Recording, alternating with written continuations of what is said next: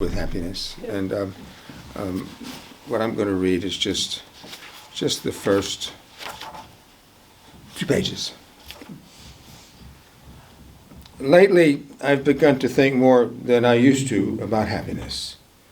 This is not an idle consideration at any time in life, but it is a high-dollar bonus topic for me, born 1945, approaching my stipulated biblical allotment.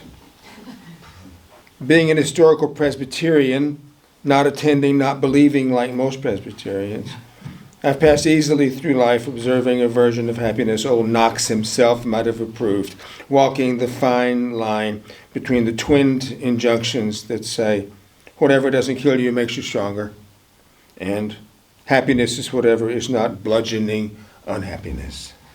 The second being more Augustinian, though all these complex systems get you to the same mystery. Do what now?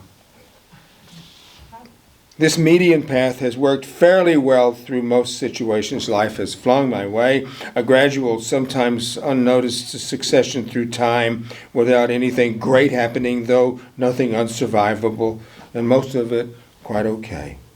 The grievous death of my first son, I have one other. Divorce, twice. I've had cancer. My parents have died. My first wife has also died. I've been shot in the chest with an AR-15 and nearly died myself, but it probably didn't. I've lived through hurricanes and what some might say was depression.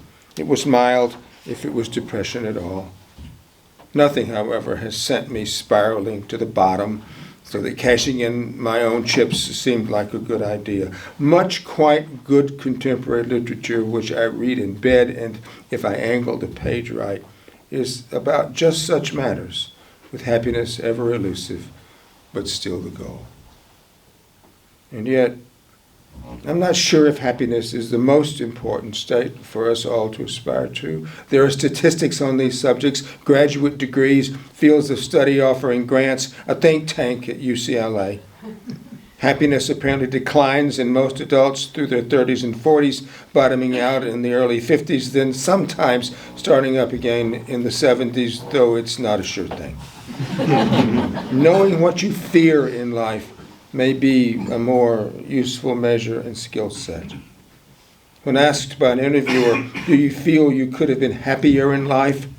The poet Larkin said, no, not without being someone else. Thus, purely on average, I would say I've been happy. Happy enough at least to be Frank Bascombe and not someone else. And until late days, that has been more than satisfactory for getting along. Recently, however, since my surviving son, Paul Bascombe, who's 47, became sick and presenting well-distinguished symptoms of ALS, Lou Gehrig's disease, though there's speculation the Iron Horse really didn't have it, but had something else, the subject of happiness has required more of my attention.